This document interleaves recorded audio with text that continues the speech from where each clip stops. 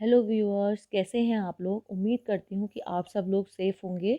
इस corona time of period में अपनी सुरक्षा अपने हाथों में है, तो उसे थोड़ा सा ध्यान रखिए, मास्क पहनिए और सोशल डिस्टेंसिंग बना के रखिए। आज हम आपके अपने चैनल पे आपके लिए रीड से रिलेटेड कुछ इन्फॉर्मेशन लेकर आए हैं। जैसा कि आप हमारा चैनल का नाम देख रहे हैं, रीड विद पैशन। तो पैशन के साथ हमें हमारी शुरुआत करनी है और हमें हमारी स्टडीज़ को कंटिन्यू रखना है। तो मैं आगे आपको रीड से रिलेटेड आपको कुछ इन्फॉर्मेशन बताना चाहूँगी, जिसे हम आगे डिस्कस करते हैं। चलिए, जैसा कि आप देख रहे हैं कि BSER यानी कि board of secondary education of Rajasthan ने बहुत सारी वैकेंसियाँ निकाली हैं। 31,000 जो कि थर्ड ग्रेड टीचर के लिए निकाली गई हैं, जिसे 2020 में की मतलब वैकेंसी माना जाएगा। लेकिन अभी तक कोई आपकी जो फॉर्म भरने का जो प्रोसेस है वो कुछ भी स्टार्ट नहीं हुआ है। तो उसको देखते हुए ये एग्ज़ाम जो है वो 2020 में ही कंडक्ट किया जाएगा। ये थर्ड ग्रेड टीचर्स के लिए है और 31,000 वैकेंसियाँ तो अभी हैं ही हैं, और हो सकता है कि आगे कुछ आगे बढ़ जाएँ, मतलब नथिंग श्योर श्योर। इसकी एग्ज़ाम डेट जो है वो 1 फरवरी 2021 मेंशन की गई है। लेकिन अभी के हम न्यूज़ और जो न्यूज़ और मतलब इन्फॉर्मेशन की अगर बात करते हैं, तो ये फरवरी में होना थोड़ा-सा मुश्किल है। हो सकता है ये मार्च में या उसके आगे भी चला जाए, तो हमारे पास काफ़ी टाइम है कि हम अपनी रीड की तैयारी को बहुत अच्छे से कर सकते हैं। ये रीड की जो है वो पीक टाइम है बिल्कुल आपका, मतलब रीड के लिए बिल्कुल पीक टाइम है अपना, कि आप अपनी स्टडीज़ को करें, क्योंकि इस टाइम पे जो की गई स्टडीज़ है वो आपको काफ़ी मतलब याद रहेंगी। और यहाँ पे इनकी इन्होंने ऑफिशियल वेबसाइट भी दे रखी है, राज DU education board, Raj education board of dot Rajasthan dot government dot in. इस पर जाके आप रीड से रिलेटेड मतलब जो भी आपके इन्फॉर्मेशन चल रही है, जो भी इसमें चेंजेस हो रहे हैं, वो सब आपको पता चल जाएंगे। अगर हम रीड के पैटर्न की बात करते हैं, तो देखिए रीड का पैटर्न जो है वो बिल्कुल 2017 जैसा ही है। इसमें कोई चेंजेस नहीं आया है। जो 2017 में आपका सिलेबस रखा गया था, वही सिलेबस आपका 2020 में रखा गया है। अभी तक इसके कम होने के कोई चांसेस नहीं है। ऐसा सुनने में आ रहा था कि कोरोना को देखते हुए आपका जो है इसका वेटेज कम किया जा सकता है, लेकिन अभी तक सिलेबस के वेटेज को कम करने की कोई बात नहीं आई है। ठीक है। इसमें नेगेटिव मार्किंग नहीं होता है। आपके फर्स्ट ग्रेड और सेकंड ग्रेड में आपके नेगेटिव मार्किंग रहती है, लेकिन आपके रीड के थर्ड ग्रेड के एग्ज़ाम में कोई मार्किंग नेगेटिव मार्किंग नहीं रहती है। इसमें आपके 2 लेवल होते हैं। लेवल 1 जो आपके 1 टू 5th क्लास तक के लिए किया जाता है, और लेवल 2 जो है आपका 6 टू 8 तक के लेवल का माना जाता के टीचर्स के लिए माना जाता है। देखिए, इसमें लेवल 1 के लिए ये ज़रूरी नहीं कि आपने बीएड करा होना चाहिए या बीएड आपके पास होना चाहिए, जबकि लेवल 2 में ये कंपल्सरी होता है कि आपकी ग्रेजुएशन प्लस बीएड होना चाहिए। अगर आप बीएड में अपीयर हैं तो भी आप इस एग्ज़ाम को दे सकते हैं। ठीक है, ऐसा कुछ नहीं है। तो ये 6 टू 8 के लिए है, और फर्स्ट वाला लेवल आपके 1 टू 5th के टीचर्स जो बनना चाहते हैं उनके लिए है। इसमें जो टोटल नंबर ऑफ क्वेश्चन रहते हैं वो 150 रहते हैं, जबकि आपके जो ड्यूरेशन ऑफ एग्ज़ाम है वो 2 हॉर्स और 30 मिनट्स का रहता है। अब इसके बाद हम जो डिस्कशन करेंगे उसमें हम आपको बताएँगे कि आपका जो सिलेबस है, मतलब जो आपका सिलेबस दे रखा है लेवल 1 का, वो किस तरीके से डिवाइडेड है और कितने-कितने क्वेश्चन्स उसके अंदर आते हैं। देखिए, आपका जो पहला पार्ट होता है चाइल्ड डेवलपमेंट एंड पेडागोजी, ये आपके लेवल 1 में भी रहता है और ये आपके लेवल 2 में भी रहता है। इसमें दोनों में कोई चेंजेस नहीं है। उसके लिए भी आपको पढ़ना है और इसके लिए भी आपको पढ़ना ही है। इसमें अगर हम कहें तो बाल विकास और शिक्षण विधियाँ आती हैं, कि बाल विकास में कैसे बच्चों को हैंडल किया जाता है, उनमें क्या-क्या डिफ़रेंस हो, मतलब क्या-क्या उनमें भिन्नताएँ होती हैं। तो हर बच्चे को किस तरीके से हैंडल करना चाहिए, इसमें हम चाइल्ड डेवलपमेंट में वही पढ़ते हैं, और इसमें आपके 30 क्वेश्चंस आते हैं। इसके अलावा इसके बाद दूसरा पार्ट जो आता है वो आपका लैंग्वेज 1 का आता है, और साथ में आपकी लैंग्वेज 2 भी रहती है। तो लैंग्वेज 1 में जो आप चूज़ करेंगे वो आप लैंग्वेज 2 में आप चूज़ नहीं करेंगे। मतलब आपको दोनों डिफरेंट लैंग्वेज लेनी है, और लैंग्वेज 2 में जो है बेसिकली आपके ग्रामर सेक्शन ज़्यादा आता है, और ये दोनों भी 30-30 मार्क्स के आते हैं। यानी कि अगर आप इंग्लिश पढ़ रहे हैं तो वो आपका 30 मार्क्स का आएगा, और हिंदी अगर आप सेकंड लैंग्वेज में ले रहे हैं तो वो आपकी 30 मार्क्स की आएगी। ये आप टोटली आप डिसाइड कर सकते हैं कि आपको कौन-सी लैंग्वेज लेनी है। आप इसके अलावा इंग्लिश, हिंदी के अलावा भी संस्कृत है, उर्दू है, पंजाबी है और गुजराती भी है। तो इट्स योर चॉइस कि आप इसमें क्या चूज़ करते हैं।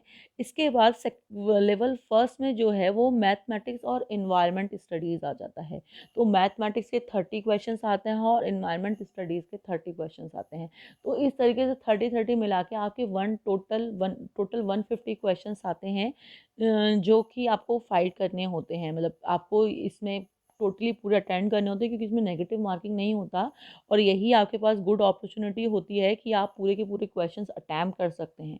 अगर आप थोड़ी-सी भी स्टडीज़ अच्छे से करेंगे, मतलब विद पैशन करेंगे, तो डेफ़िनेटली आपका जो पैशन है आपके लिए रिज़ल्ट लेकर आएगा और आप अपनी ये वैकेंसी जो है वो ग्रैब कर पाएँगे। इसके बाद जो है लेवल 2 की हम बात करते हैं, जो 6 टू 8 के लिए है। इसमें भी सेम चाइल्ड पेडागोजी रहती है, चाइल्ड डेवलपमेंट एंड पेडागोजी। ये आपका 30 मार्क्स का है। ऐसे ही इसमें लेवल लैंग्वेज 1 और लैंग्वेज 2 रहती है, ये भी 30-30 मार्क्स के आते हैं। लेकिन इसमें जो डिफ़रेंस आ जाता है लेवल 2 में, वो ये डिफ़रेंस है कि इसमें मैथमेटिक्स, साइंस और प्लस सोशल साइंस का सेक्शन चलता है। मतलब सोशल साइंस जो है वो आर्ट के स्टूडेंट्स के लिए है और जो मैथ एंड साइंस है वो साइंस के स्टूडेंट्स के लिए है। तो इसमें दोनों तरीके के स्ट्रीम्स के बच्चे इसमें अटेंड कर सकते हैं। लास्ट ईयर तो कॉमर्स के स्टूडेंट्स के लिए भी ये काफ़ी इशू रहा था कि वो एग्ज़ाम दे सकते हैं, नहीं दे सकते। लेकिन बहुत सारे मतलब आफ्टर द मतलब डिस्कशन ये हुआ था कि हाँ, वो भी एग्ज़ाम्स दे सकते हैं। तो ये टोटल आपके 60 मार्क्स का आता है। अगर आपकी इस पे पकड़ अच्छी है, आपके सब्जेक्ट में आपकी पकड़ अच्छी है, तो डेफ़िनेटली आप ईज़िली कर पाएँगे। लेकिन इसमें जो लेवल है वो ईज़ी नहीं रहता है आपका, मतलब लेवल आपका कहते हैं कि 6 टू 8 तक का होता है, लेकिन आपको इससे हायर भी देखना पड़ता है। 9, 10 इवन आपके ग्रेजुएशन में थोड़ा बहुत जो एसएस वाला पार्ट या साइंस मैथ में आपके एसएस का जो वो साइंस मैथ में आपका जो पार्ट रहा होगा, वो भी इसमें काफ़ी क्वेश्चंस पुट अप हो जाते हैं।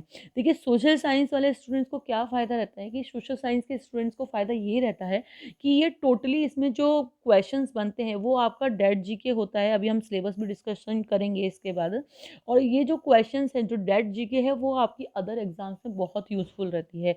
चाहे आप फर्स्ट ग्रेड का दें, चाहे आप सेकंड ग्रेड का दें, जो उसमें आपका फर्स्ट पेपर आता है जीके का, उसमें ये क्वेश्चंस जो मतलब ये जो मटेरियल है वो आपको उसमें भी काफ़ी हेल्पफुल होगा। अगर आप इसके लिए तैयारी करते हैं तो डेफ़िनेटली कहीं न कहीं आप पेपर फर्स्ट के लिए भी तैयारी कर रहे हैं, आरपीएससी के फर्स्ट ग्रेड के लिए। तो ये जो एसएस वाला पार्ट है ये काफ़ी यूज़फुल रहता है और साइंस वाले स्टूडेंट्स के लिए तो मतलब आपको पढ़ना ही है, आपको साइंस और मैथ हैंडल करनी ही है। तो ये 30-30 मार्क्स उसमें आते हैं आपके, जैसे 30 मार्क्स मैथ के आ जाएँगे एंड 30 साइंस के आ जाएँगे। लेकिन एसएस वाले पार्ट में भी आपके 3-4 पार्ट्स होते हैं। ज्योग्राफी हो गया आपका, पॉलिटिकल साइंस हो गया आपका, सिविक्स हो गई, आपकी हिस्ट्री हो गई। तो ये सारी चीज़ें जो हैं वो सोशल साइंस में आती हैं। मतलब कुल मिला के अगर कहा जाए तो सिलेबस काफ़ी लेंदी हो जाता है और इसके लिए आपको बहुत ही पैशन के साथ पढ़ना है। थोड़ा-सा पैशन हम दिखाते हैं, थोड़ा-सा पैशन आप दिखाइए और इसको पढ़िए। इसके बाद अब हम जो है सिलेबस के बारे में डिस्कशन कर ये आपका सिलेबस है और इस सिलेबस में आप देख सकते हैं कि जो 6 टू 8 के लिए फाइट करेगा और एसएस से करेगा उसके लिए है ये। इसमें 60 अंकों के मतलब 60 क्वेश्चंस आते हैं 60 मार्क्स के। ठीक है? इसमें आप देख सकते हैं कि इसमें भारतीय सभ्यता एवं संस्कृति एवं समाज है, जिसमें आपकी सिंधु घाटी आ जाती है, आपकी वैदिक सभ्यता आ जाती है, भारतीय समाज आ जाता है, उनकी विशेषताएँ हैं, उनके विवाह, लैगिंग मतलब जो भी इनसे रिलेटेड टॉपिक हैं वो सारे आ जाते हैं। उसके आगे अगर हम बात करते हैं तो फिर मौर्य काल है, गुप्त काल है, गुप्तोत्तर काल है, तो इसमें उनकी संस्कृत संबंधी उनकी उपलब्धियाँ क्या-क्या रही हैं, इनके बारे में उनका क्या योगदान रहा है समाज में, तो वो सारा में इसमें हम डिस्कशन करेंगे। फिर इसमें आपका मध्यकाल और आधुनिक काल आ जाता है, जिसमें आपका मुगल प्रशासन आ जाता है, उनकी आर्थिक नीतियाँ क्या रहीं, उनकी सांस्कृतिक दशा कैसी रही, क्या सुधार रहे, ये सारा चीज़ डिस्कशन जो है वो इसके अंदर आ जाता है। ये पार्ट आपका हिस्ट्री में आता है, मतलब इतना ही लिमिटेड नहीं है, आप इसको थोड़ा डिटेल में ही पढ़ेंगे और ये तभी मतलब सक्सेसफुल है जब हम इसे बिल्कुल डिटेल में जाके पढ़ेंगे। फिर उसके बाद आपका सिविक्स है, आपका जिसे आप राजनीति शास्त्र कहते हैं, इसमें आपका भारतीय संविधान एवं लोकतंत्र है, सरकार एवं गठन एवं कार्य है। तो ये 2 टॉपिक ही दे रखे हैं, लेकिन हाँ, ये 2 टॉपिक जो हैं वो बहुत बड़े हो जाते हैं। अगर 6 टू 8 तक की आप किताबें पढ़ते हैं और किताबों में अगर आप एनसीईआरटी फ़ॉलो करते हैं तो वो बेस्ट है। बाकी हम आपको पढ़ाएँगे ही, हम आपको सारा मटेरियल प्रोवाइड कराएँगे, तो आपको कोई प्रॉब्लम नहीं आएगी। इसके बाद है आपके ज्योग्राफी का, इसमें काफ़ी अच्छा पार्ट दे रखा है। पृथ्वी के प्रमुख घटक हैं, संसाधन एवं विकास है, भारत का भूगोल एवं संसाधन है। इसके अलावा मतलब इंडिया के अलावा इसमें राजस्थान के भी पर्टिकुलर बहुत सारी चीज़ें पूछी गई हैं। जैसे राजस्थान के भूगोल के बारे में बात की गई है, उसका भौतिक प्रदेश क्या है, जल संरक्षण एवं संग्रहण क्या है, कृषि फसलें कौन-कौन सी हैं, खनिज एवं ऊर्जा संसाधन कौन से हैं, परिवहन क्या है, उद्योग एवं जनसंख्या क्या है। तो इसमें आपको जो करंट डेटा है वो भी इसमें आ जाएगा आपका राजस्थान का, और हम आपके लिए करंट इन्फॉर्मेशंस ही रख लेकर आएँगे। इसके अलावा राजस्थान के इतिहास एवं संस्कृति, इसमें इसके किले हो गए, महल हो गए, आपकी लोक कलाएँ क्या हैं, ये सब आपको पता होना चाहिए। तो ये सारे डिटेल्स में हम क्वेश्चंस पढ़ेंगे और करेंगे भी इनको सॉल्व। इसके अलावा उसके बाद हमारी आ जाती है शिक्षण विधियाँ जिसे बोलते हैं। इसमें सामाजिक विज्ञान के अध्ययन की संकल्पना एवं परिकल्पना, तो ये आपका पेडागॉजी वाला सिस्टम हो जाएगा, जो आपको आपकी साइकोलॉजी की जो मैम हैं वही कराएँगी। तो इसमें हम ये है कि हम बिल्कुल सब्जेक्ट का जो अ, मास्टर है वही आपको वह पढ़ाएगा। जैसे मैथ एंड साइंस का जो है वो पढ़ाएँगी, साइकोलॉजी की जो है वो पढ़ाएँगी, और मैं एसएस आपको पढ़ाऊँगी ही। तो ये जो मटेरियल हम आपके लिए लेकर आए हैं वो काफ़ी हेल्पफुल होगा आपके लिए। इसके बाद इसी तरीके से आपका जो है चाइल्ड डेवलपमेंट एंड पेडागॉजी वाला पोर्शंस है। तो इसमें आप देख सकते हैं बाल विकास है, व्यक्तिगत भिन्नता है, ये सारी चीज़ें इसके अंदर आ जाती हैं। तो ये जो साइकोलॉजी वाला पार्ट है, ये आपका चाइल्ड डेवलपमेंट वाला पार्ट है, ये भी काफ़ी बड़ा और लेंदी है। तो आपको अच्छे से पढ़ाई करनी है, पैशन के साथ पढ़ाई करनी है, हमारे चैनल के साथ पढ़ाई करनी है। आई होप आपको हमारा ये चैनल पसंद आए। अगर आपको लगता है कि हमारी वीडियोज़ यूज़फुल हैं आपके लिए, तो इसे प्लीज़ लाइक एंड सब्सक्राइब करें। Thank you very much.